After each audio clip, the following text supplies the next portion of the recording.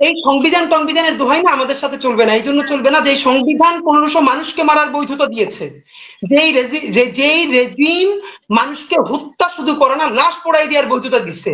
এই সংবিধানে আপনি পেয়েছেন যে মানুষ হত্যা করার বৈধতা দিচ্ছে, আপনি কোন জায়গায় করেছেন এটা? সংবিধানে কোন জায়গায় করছেন আপনি? যে নির্বাচন ছিল বাংলাদেশকে ইন্ডিয়ান পাপেট রাজ্যে পরিণত করা, যে নির্বাচন ছিল বাংলাদেশে ইন্ডিয়ান সৈন্যের পদায়ন করার একটা প্রক্রিয়া, যে নির্বাচনের মাধ্যমে বাংলাদেশে 120টা চুক্তি ভাঙি করে বাংলাদেশকে ইন্ডিয়াতে তুলে দিয়েছিল, you are trying to defend that. আপনি স্বৈরাচারের দোষর। আমি আপনাকে একটা প্রশ্ন করব, স্বৈরাচারের দোষরদের সাথে আমরা টকশোতে আসবো না, স্বৈরাচারের দোষরদের সাথে আসবো না। The person who can defend fascist Awami League, fascism of Awami League, সে দেশের সুনাগরিক হতে পারে না। আপনাকে জানিয়ে রাখি যে আমরা অনেক আগে একটা প্রোগ্রাম করে দাবি তুলেছিলাম যে 2014, 18, 24 এই 3 নির্বাচনে বাংলাদেশে কোনো ভোট হয় নাই, নির্বাচনে হয় নাই। জনগণ ভোট তো দেওয়ার দূরের কথা, একটা আনকনটেস্টেড হয়ে গেছে, একটা দিনের ব্যালট রাতে ভরা হয়েছে, আর একটা কি হয়েছে এটা জানতে রাষ্ট্রবিজ্ঞানী বা ডকুমেন্টেশন দরকার নাই। সুতরাং গত 3 নির্বাচনে যারা এমপি হয়েছিলেন, মন্ত্রী হয়েছিলেন, এই 3 সংসদকেই অবৈধ ঘোষণা করতে হবে। আর এই অবৈধ ঘোষণা করতে হবে, এর গ্রাউন্ড হলো এটাই, শুধু যেহেতু জনগণের জন্য সরকার, যাতে জনগণ ভোটই দেয় নাই, সুতরাং সেটা এমপি মন্ত্রী হয়ে তারা জেলে ডিভিশন পাবেন, এগুলো হতে পারবে না। এটার সাথে এখন শুধু একটা কথা জানিয়ে রাখি, আমি যেহেতু পরশ ভাইকে রেসপন্স করবো করে, কিন্তু তার কিছু কথা শুনে আর রেসপন্স করার মতো মানসিক অবস্থানে, রাত 12টাও বেজে গেছে, সেটা হলো উনি বলি, গত 3 নির্বাচনে বাংলাদেশের ফ্যাসিবাদ কায়েমের জন্য আওয়ামী লীগ তো একা না, যেসব ছোট মাঝারি কিছু দল আওয়ামী লীগকে এই ফ্যাসিবাদ কায়েমে কোনো না কোনো ভাবে সমর্থন জুগিয়েছে, বিশেষ করে তার সাথে ভোটে গেছে। আমরা দাবি তুলছি আপনার এখানে তাদেরকেও জনতার আদালতে এনে তাদেরকে বিচারের মুখোমুখি করতে হবে। কেউ ক্ষমা বলা না বলা প্রশ্ন না, প্রশ্ন হলো জনগণের ন্যূনতম অধিকার। আমি বলি আপনাকে মোল্লা ভাই, এসব অযৌক্তিক কথা বলে লাভ নাই। আপনি আমাকে 2024 সালের নির্বাচনে পরে ধরেন, আমার কথাটা শুনে নেন। 2018 সালের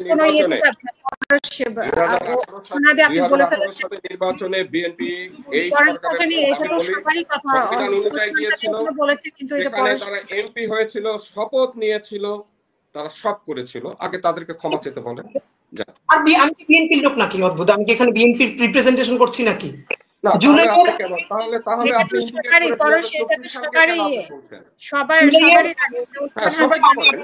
সবাইকে দাঁড় করান।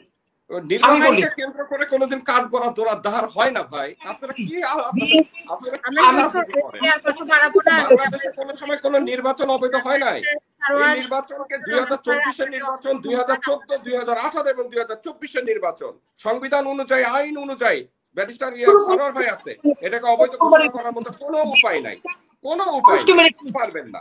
আমি কথা বলি, আমি প্রচন্ড এই সংবিধানের দোহাই না আমাদের সাথে চলবে না। এই জন্য চলবে না যে এই সংবিধান 1500 মানুষকে মারার বৈধতা দিয়েছে, যেই রেজিম মানুষকে হত্যা শুধু করে না, লাশ পোড়াই দেওয়ার বৈধতা দিচ্ছে। এই সংবিধানে আপনি পেয়েছেন যে মানুষ হত্যা করার বৈধতা দিচ্ছে, আপনি কোন জায়গায় করেছেন এটা? সংবিধানে কোন জায়গায় করছেন আপনি? আচ্ছা সারোয়ার ভাই, 1 মিনিট বলো এটার বৈধতা আছে। মন মানসিকতার কথা বলেন, যে মন মানসিকতা তৈরি হয়েছে এরকম। গণশত্রুদের সাথে কোনো রেসপন্স আমি করব না। গণশত্রুদের বিচার বাংলাদেশের মানুষের আদালতে হবে, তাতে ভোট হোক, নির্বাচন হোক, যাই হোক। কারণ এখনো যাদের কথা হলো বঙ্গবন্ধু কি একটা ছবি? সে তো ফ্যাসিস্ট আইকন। যেই ছবি ব্যবহার করে বাংলাদেশে পিলখানা হত্যাকাণ্ড করা হয়েছে, শাপলা হত্যাকাণ্ড করা হয়েছে, জুলাই হত্যাকাণ্ড করা হয়েছে, মানে এমন কোন হেন কর্মকাণ্ড নাই, গুম করা, আয়নাঘাত করা। এ কি বঙ্গবন্ধুকে একজন ব্যক্তি? এটা তো ফ্যাসিস্ট সেই আইকন, যেই আইকনকে ব্যবহার করে এই সমস্ত হত্যাকাণ্ডকে বৈধতা দেওয়া হয়েছে। সুতরাং সেই ছবিকে নামালো কি নামালো না, এটা তো পরশ ভাই সাজেস্ট করবে না, তাই না? এই আন্দোলনে ওনার কন্ট্রিবিউশন কি? সুতরাং নতুন উল্টা কথা বলতেছেন। আমি তো বললামই যে এই কাজগুলো তাদেরকে করতে হবে, না করলে হবে না। আপনি ফ্যাসিবাদ কায়েম করেন, আপনারা সমস্যা হয়ে গেছে, আপনারা কথা বুঝতেছেন কোন, বলতেছেন। আমরা শেষ করব। ব্যারিস্টার স্যার, আপনি 1 মিনিট বলতে চেয়েছেন। আরেকটু আমি খুব সারপ্রাইজড হলাম যে পরশ ভাসানী পরিবারের একজন, সে কি করে বলতে পারে যে 24-এর নির্বাচন লফল ছিল? হাউ? আপনার যে সংবিধান স্বৈরতান্ত্রিকতা সৃষ্টি করে, যার লক্ষণ দেশের মধ্যে পালিয়ে গেল, তার পক্ষে কথা আপনি কি করে বলেন? I am surprise. নির্বাচনের কথা বলেছি, আমি তো আপনি তো তার পক্ষে নিজে কথা বলি নাই। আপনি তো এই স্বৈরাচারীর দোষর হিসেবে নিজেকে আবিষ্কার করতেছেন। না না না না, আমি তো আপনি তার তো পক্ষে কথা বলি, স্বৈরাচারী। আমি সংবিধানের যে পক্ষে কথা বলি। যে নির্বাচন ছিল 18 সালে বিএনপি গেছে, তার মানে এই না সেই নির্বাচন সহি আমি নির্বাচন দেখেছি হয়ে গেছে। সংবিধানে কি লেখা যে আছে। নির্বাচন ছিল আপনার আপনার কথা বলে আমি কথা বলি না, আমি খুব শুনছি আপনার কথা। যে নির্বাচন ছিল স্বৈরতান্ত্রিকতাকে আরো আরো এগিয়ে নেওয়া, যে নির্বাচন ছিল বাংলাদেশকে ধ্বংস করা, যে নির্বাচন ছিল বাংলাদেশকে ইন্ডিয়ান পাপেট রাজ্যে পরিণত করা, যে নির্বাচন ছিল বাংলাদেশে ইন্ডিয়ান সৈন্যের পদায়ন করার একটা প্রক্রিয়া, যে নির্বাচনের মাধ্যমে বাংলাদেশে 120টা চুক্তি ভাঙি করে বাংলাদেশকে ইন্ডিয়াতে তুলে দিয়েছিল, you are trying to defend that.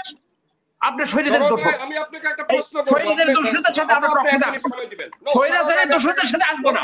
The person who can defend fascist Awami League, fascism of Awami League, সে দেশের সুনাগরিক হতে পারে না। অসংখ্য ধন্যবাদ আপনাদের তিনজনকে, চারজনকে। আপনার কথা বলে কোনো কথা বলে এই যে থামতে পারেন না, আপনার কথা বলে কথা বলে you must listen to the response। জবাব দিবেন আপনি। আমি একটা প্রশ্ন করব, ধন্যবাদ, অসংখ্য ধন্যবাদ। আমরা শেষ করব, চারজনকে রাত 12টা হয়ে গেছে, আমরা শেষ করব। আপনি কি করে ফ্যাসিজমের পক্ষে কথা বলেন? আপনি ভাষানির বংশের হয়ে, আমি তো বুঝলাম না এটা কিছু। আপনি আমার কথা শুনুন। আপনি এরকম কথা বললে তাহলে তো আমি আসতাম না আপনার সাথে। ফ্যাসিজমের বিচার আগে হতে হবে, ফ্যাসিজমের বিচার আগে হতে হবে, ফ্যাসিজমের দোষরদের বিচার আগে হইতে হবে, ফ্যাসিজমদের সহায়তাকারী ডাইরেক্ট বা ইনডাইরেক্ট বেনিফিশিয়ারি তাদের বিচার হতে হবে। আমরা শেষ যদি করব। বিপ্লব সফল করতে চায় তাহলে বিপ্লব ব্যর্থ হবে, তাহলে বিপ্লব ব্যর্থ হবে। উত্তর দিবেন। আমার একটা প্রশ্নের উত্তর